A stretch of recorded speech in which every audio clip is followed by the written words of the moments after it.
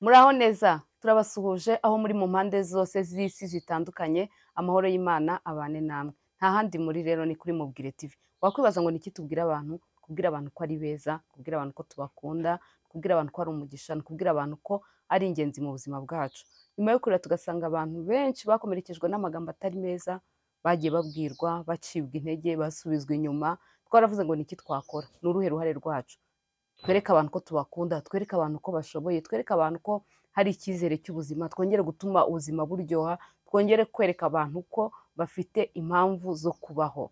Nibyo rero kuri Mubwire TV dukora, niwo mugambi wacu, niyo misiyo yacu, twamenye ko ari wo murongo tugomba kugenderamo kandi tugatuma abantu bongera kugira ibyishimo ndetse n'ibyiringiro byo kubaho.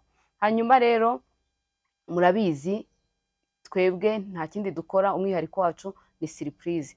Uratuhamagara ukatubwira ngo uyu muntu ndamushimira, uyu muntu ndamukunda, uyu muntu yakoze gutya, mumugereho mumushimire, mumugereho mumubwire, tukagenda. Mujya mubibona ama surprise dukora, abantu bagize ama anniversaire. Sinangombwa ko umuntu rega agira anniversaire. Buri munsi umuntu wamuremera ibyishimo, watuma hari umuntu wongera kuryoherwa, watuma hari umuntu wongera kwibukwa ko akunzwe. Kubaho uzi ko ukunzwe ni ibintu byiza.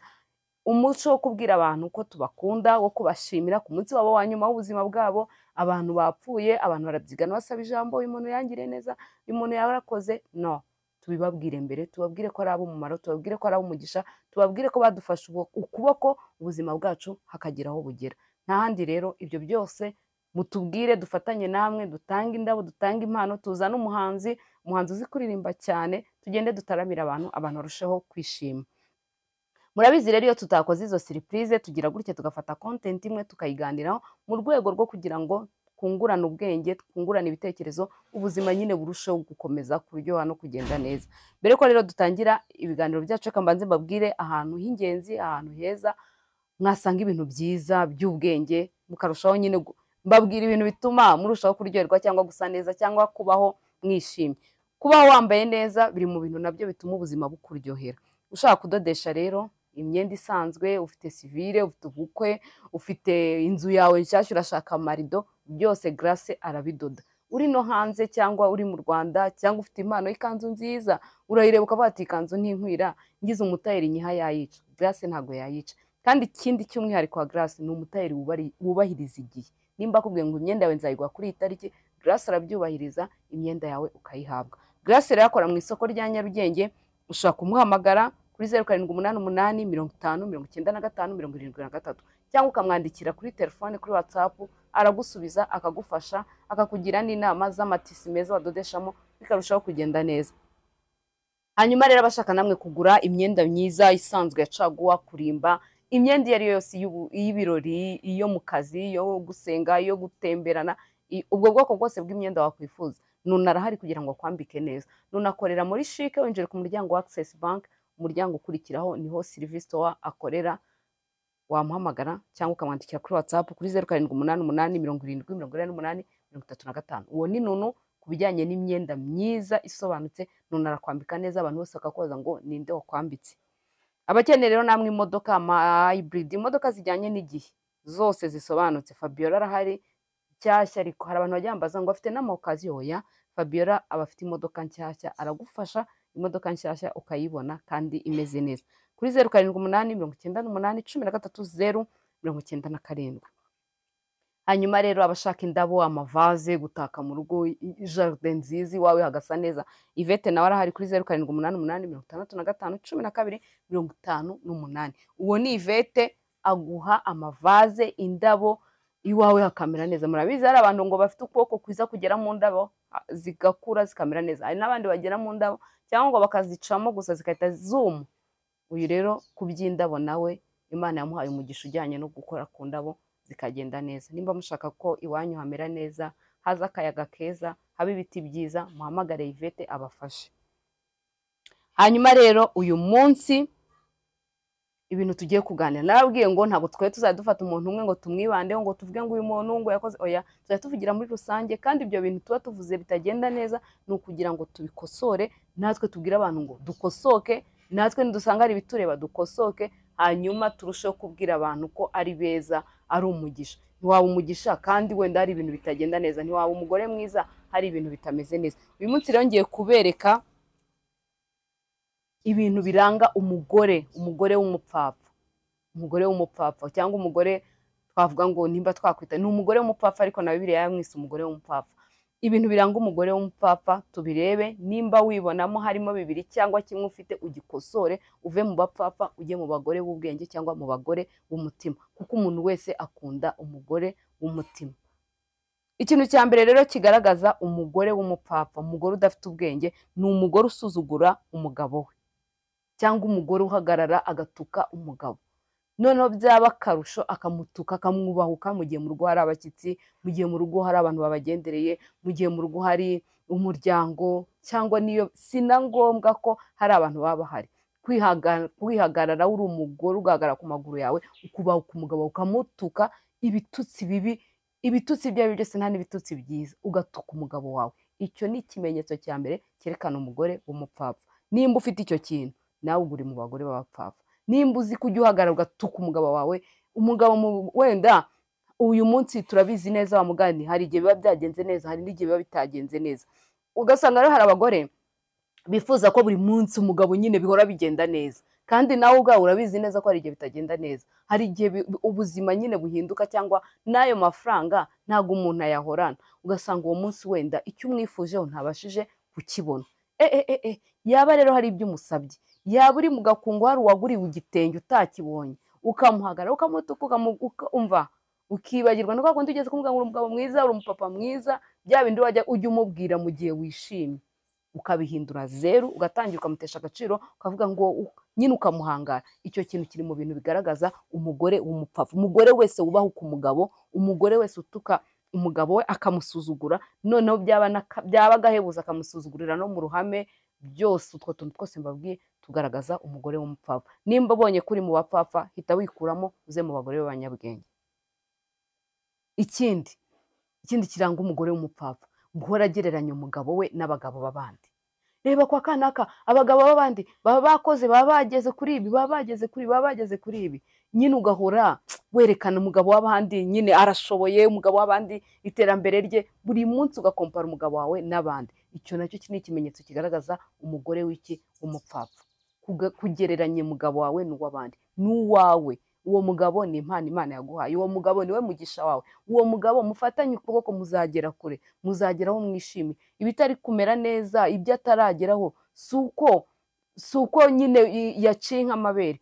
Abo nabo wakubwira aho batangiriye cyangwa aho bahoze, hari aho baturutse bakaba bagezaho. Rero nk'uko nta mwana uvuka wa mugani ngo ahita agenda, hari ibintu dutangiraho, hari n'uko tugenda dukura, ibyiza biba biri imbere. Rero kuba hatari ibyo atarageraho ntabwo bimwambura icyubahiro cye, ntabwo bimwambura inshingano ze zo kuba umugabo, kugira ngo uvuge ngo ujye wirirwa umugereranya n'abandi, n'abo muturanye, n'abo mu muryango we, cyangwa se ugakora ikosa ryo kumukompara n'abavandimwe be. Niba mu gihe hari umuvandimwe we ufite ubushobozi, hari umuvandimwe we ngo reba ngo kanaka ngo wagira ngo ntimuvukana, no. Ibyo bintu biri mu bintu bigaragaza abagore b'abapfapfa. Nimba nawe ufite ikindi ugifite, ikure mu bapfapfa uze mu bagore b'abanyabwenge. Ikindi noneho kigaragaza umugore w'umupfapfa noneho uhebuje abagore b'abapfapfa, uyu we rwose usibye no kuvuga ngo ni umupfapfa, n'uwamubona yamuseka cyangwa akamugira gutya kwa kundi kw'abana. Umugore ufata imyenda ye y'imbere akayimesesha abakozi.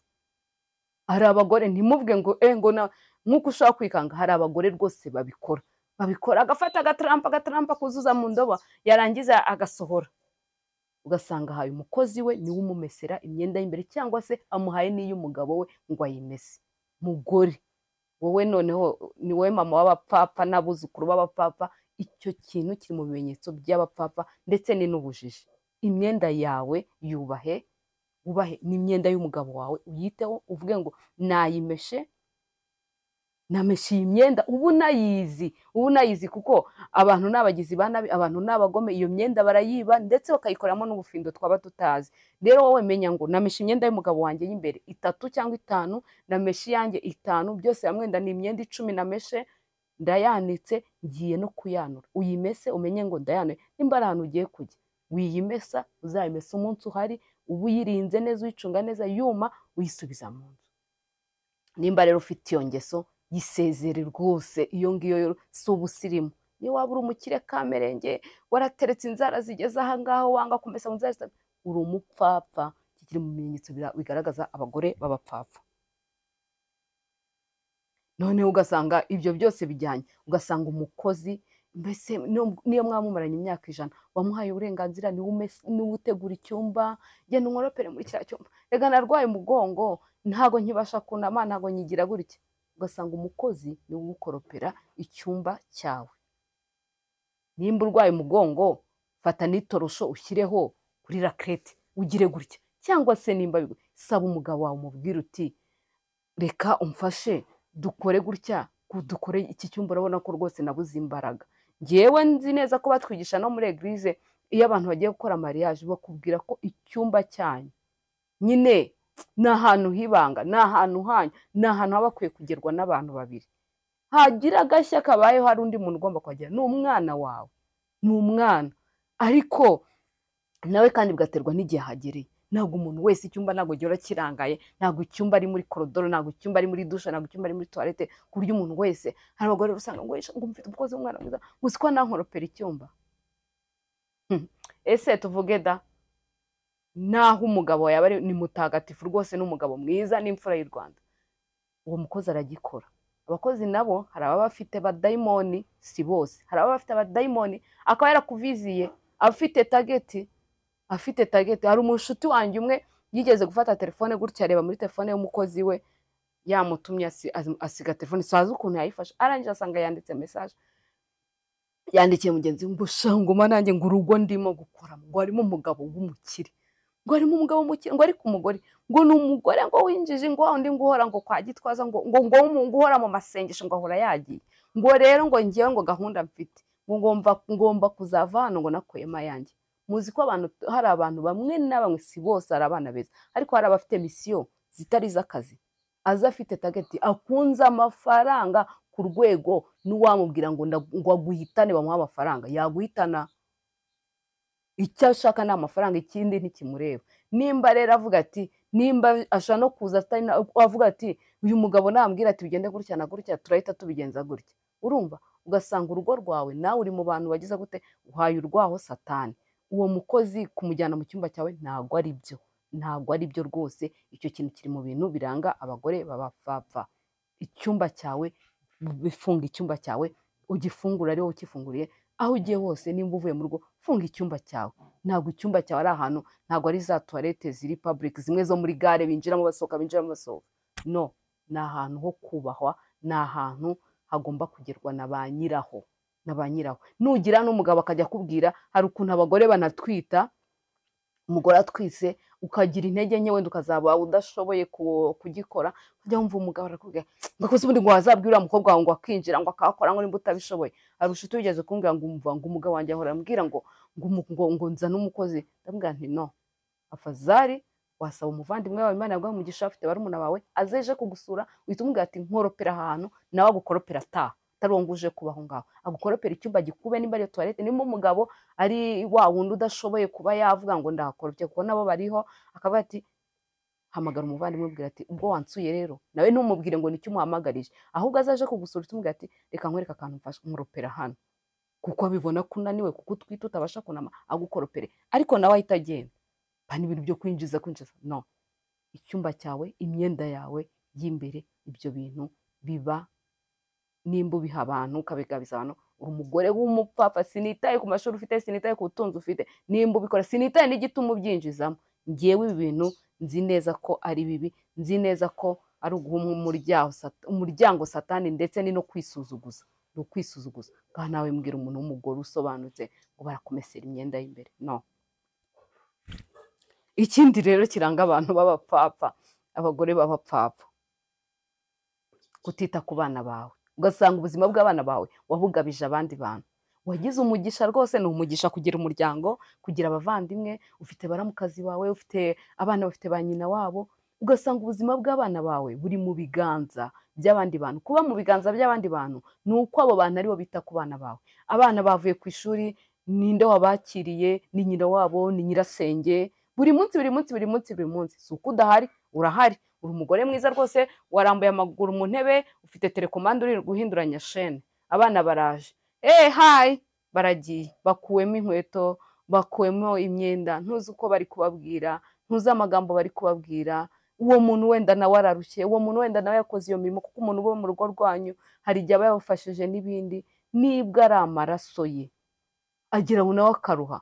Ndetse usibye no kuruha, ntabwo umuntu ahora muri mudu nziza. wese uri umubyeyi hari igihe uba utari muri mudu nziza, ntabwo umuntu ahora muri mudu nziza. Hari igihe nawe umwana anakubwira ikintu cyangwa akakora ikintu ukumva nyine si umeze neza, ariko kuko uri umubyeyi we ukagira uko witwara, ngaho ujye uhita wishyira mu mwanya uvuge ngo nimba umwana akoze iki kintu atari kumwe nanjye, ese bamwakiriye bate?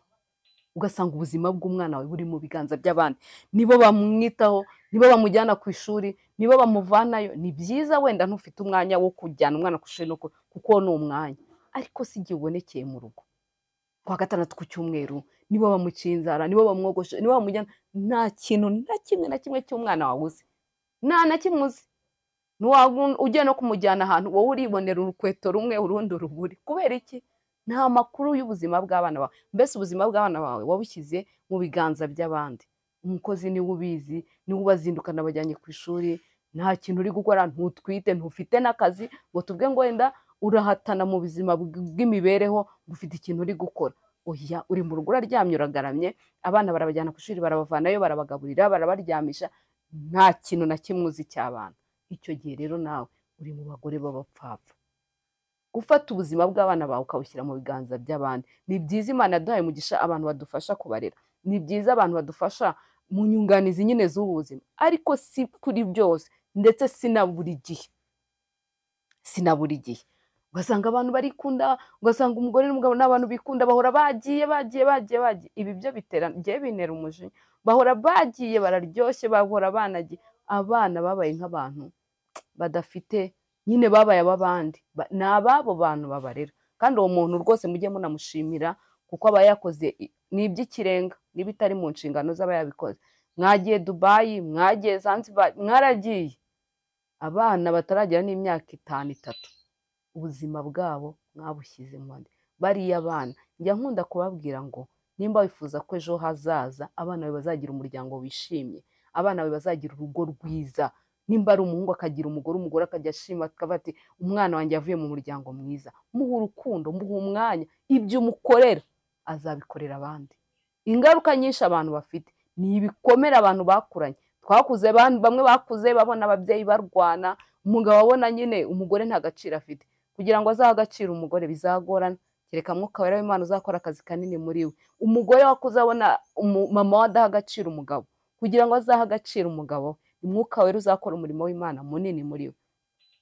Nimba rero tuvuga ngo turashaka ko abantu bacu bazagira umuryango wishimye, bazubaka ingo zirambye, ingo zirinda amakimbirane, ingo zirinda amatiku, tubahe urukundo, baha umwanya, akanya kose ubonye, banakwirirwa ugenda, wabaye umugore wirirwa mu ngendo, ntawe utakubaza akabari kose, ntawe utakubaza ahantu heza gusohokera, abana bawe utazi ko n'amashati bari kwigana adafite ibifungo, utazi ko umwana yataye umupira w'imbeho. Ibyo bintu byose biri mu tuntu tugaragaza umugore w'umupfapfa. Nimba ibyo bintu bifite, bivane mu bapfapfa, ugaruke hehe? Mu bagore b'ubwenge. Ikindi, umugore uvuga intege nke z'umugabo akazivugira mu bandi, mu nshuti ze, ibintu byose ukajya wirirwa uvuga amakuru y'umugabo wawe, nawe uri umugore w'umupfapfa. Ikindi, gufata umukozi wawe ukamugira inshuti, ni byiza ukamugira inshuti, ariko no kumuganyira iby'urugo rwawe. Buriya uriya mugabo ubona yarananiye, yirirwa nca inyuma, azamwubaha se we? Wowe se ho arakubashye? Icyo nacyo kiri mu bintu bigaragaza umugore w'umupfapfa. Kugira umukozi wawe ukamubwira amakuru y'urugo rwawe, kabone naho umugabo wawe yaba ari umugabo mubi, agutuka cyangwa agukubita, jya urira winurangiza wihanagure, ugenda uririra undi muntu, ushaka uwuririra wenda kugira ngo utazagira agahinda gakabije, ariko ntukagende ngo uvuge ngo ndiriye umukozi wanjye, ndamubwira uyu mugabo buriya ubona buriya yaje nijoro, si ahantu yaraye, yaba ari mu bagore. Oya, icyo ngicyo uri umugore w'umupfapfa. Gufata amakuru y'umugabo wawe ukayaganyira ku mukozi wawe, icyo nacyo kiri mu bintu biranga umugore w'umupfapfa. Kubwira inshuti zawe cyangwa umuryango wawe, ibyo byose birimo. Kwirirwa ubabwira amakuru y'umugabo wawe y'ibitagenda, noneho ukirirwa uvuga ibitagenda, ibigenda neza ntujye ubivuga. Ntuvuge nawe ukuntu akwihangana, ntuvuge ibyo akora byiza, nawe ibyo ngibyo biri iki? biri mu bintu biranga umugore w'umupfapfa. Noneho byaba akarusho kugira undi mugabo utari umugabo wawe uganyira amafuti cyangwa intege nke z'umugabo wawe. Hano ho rwose uba uri gufungura igipangu kirangaye winjije satani, kuko uwo mugabo uri gukomeza uganyira, uwo mugabo uri gukomeza ubwira amakuru mabi y'umugabo wawe, azigira mwiza, aze nk'umuntu uje kugufasha, aze nk'umuntu nyine uje kugutega urutugu ngo urire akwigarurire, nyuma mushiduka ahubwo mwaragiye mu mafuti, mwaragiye mu bibi, mwaragiye no mu byaha. Kubera iki? Yaguhaye ibyo wabuze. Yaje nyine nk'umuntu uje kukumva, hanyuma agira gute? Arakwigarurira. Ibi ni bibi, kuganyira umugabo wundi utari uwawe amakuru cyangwa amakosa y'umugabo wawe. Nawe nimba ubikora uri umugore w'umupfapfa, kuko rwose uba uri gusenya nta n'icyo uba uri kubaka. Ikindi, abagore banga umuryango bashatsemo, namwe muri abagore b'abapfapfa, kwanga umuryango ngo urakunda uyu, ngo ibi n'ibi n'ibi n'ibi. Nimba batanagukunze, nimba baguhemukira, bihorere, baho ngaho nta guhangana nabo, ubareke ubaharire Imana. Imana izakora umurimo muri bo, cyangwa nimba itanawukozemo, ingororano zabo Kristo niwe uzazibaha. Ariko wowe ihesha amahoro, wirinde guhangana nabo, wirinde no kubanga cyangwa kubatega iminsi, ubareke, ibindi byose biharire Kristo. Ariko ntukange umuryango wakubyariye umugabo, kubera yuko abana bawe igihe n'igihe bazakenera uwo muryango, nawe ndetse urawukeneye. Ikindi, abagore basesagura umutungo, ibi nabyo rwose biba biri mu bagore b'abapfapfa. Gusesagura umutungo ugahora ugura ibintu bidakenewe cyangwa ukawusesagura mu bundi buryo. Hari n'abagore bafata imitungo yo mu ngo zabo bakayisesagurira iwabo, cyangwa ugasanga ni abagore bigize nimba nabita incakura, afata amafaranga yiba mu rugo akaba ntawamenye ejo hazaza, reka nigurire akabanza, reka nigurire akantu. Uri umugore w'umupfapfa, kubera yuko umugabo mwarasezeranye, umugabo mugomba kumvikana, umugabo mugomba gushyira hamwe. Ejo n'ejo bundi ibyo bintu uri gusahura ugenda, ntawe uzi igihe niyo Kristo yatinda urupfu. Njya mbabwira ngo rwo ntabwo tuzi igihe ruzazira. Upfuye abana bawe basigaranye na se, uwo mutungo wasesaguye, abo bantu bazawurya, nta n'uzawuha abana bawe, kandi umugabo we ntazaba azi n'ibyo wagize gute wakoze. Usange barabiriye, uruhiye ubusa, nka bya bindi ati yaruhiye ubusa. Ibyo rero nabyo biri mu bintu, gusesagura umutungo biri mu buryo bwinshi, nabyo biri mu bintu biranga umugore w'umupfapfa. Ikindi, kudatanga amabwiriza mu rugo rwawe, ugasanga amabwiriza yose umugabo niwe uyatanga ku bakozi, noneho bigeze no kuvuga ngo ararya ibi n'ibi n'ibi. Ni byiza muri mu rugo mukamubaza rwose, ari muri weekend cyangwa n'undi munsi, ukabaza se sheri urashaka kurya iki? Uyu munsi vuga ikintu ushaka kurya, akakivuga. Ariko ntiwita ku nshingano zawe, uhora wagiye, umugabo niwe uvuga ati noneho uteka ibi buri munsi, ugasanga umugabo niwe ubivuga. Ibyo bintu nawe bikiza gute? Biri mu bagore b'abapfapfa, kudatanga amabwiriza y'urugo rwawe, ugasanga umugabo niwe uyatanga. Ngo uratira umugabo wawe ubwiza bw'undi mugore. Sha uriya mugore, sha umwana yanjye, uriya w'inshuti yanjye ni mwiza, noneho iyo yambaye amabubu, uramubona ukuntu aba agenda, urabona ukuntu aba ameze, noneho iyo yambaye ijipo, uriya mugore, sha wo sheri wanjye afite amaguru meza, sha uriya mugore afite ubwenge. Ibyo bintu nimba uri umugore ukirirwa uratira umugabo wawe ubwiza bw'undi mugore, nawe uri umugore w'umupfapfa, kuko nyine ni nko kumukora ku maso. Kera bajyaga baza twiga primaire, ukabona umuntu araje kugukoze mu maso ngo humuka we, humuka we, humuka mugabo, humuka sha, reba kiriya kizungereza sha, reba sha uriya uri kumwihera. Ni bibi nabyo, ibyo bintu biri mu bupfapfa, kuko buri munsi urundi sheri wamubonye, wabonye ukuntu yari yambaye, sha ni mwiza. Ibyo ni bibi, wowe uratira abagore beza umugabo wawe. Noneho ikindi, gufata abagore bafata inshuti nabi z'abagabo babo, umugabo abantu bamusura ukibyimbya, ntushaka kubakira, ntushaka kubitaho, ntubahaye umwanya, uragiye uraryamye, ariko inshuti zawe zaza ukamubuza amahoro. Sheri bazadusura kuri iyi tariki, none ko tutavuga ukuntu tuzabakira, kandi inshuti ze ntabwo ujya ubitekereza. Ni nko ku miryango, umuryango wawe wajya kuza ukamubuza amahoro, ese ko tutari gupanga ukuntu tuzakira abashyitsi, kandi umuryango we uzaza nta kintu bikubwiye, umeze nkaho nta cyabaye. Ibyo bintu rero nabyo biri mu bintu biranga abagore b'abapfapfa, kubera yuko umugabo nimba muhuje inshuti, muhuje umuryango, muri abantu bamwe.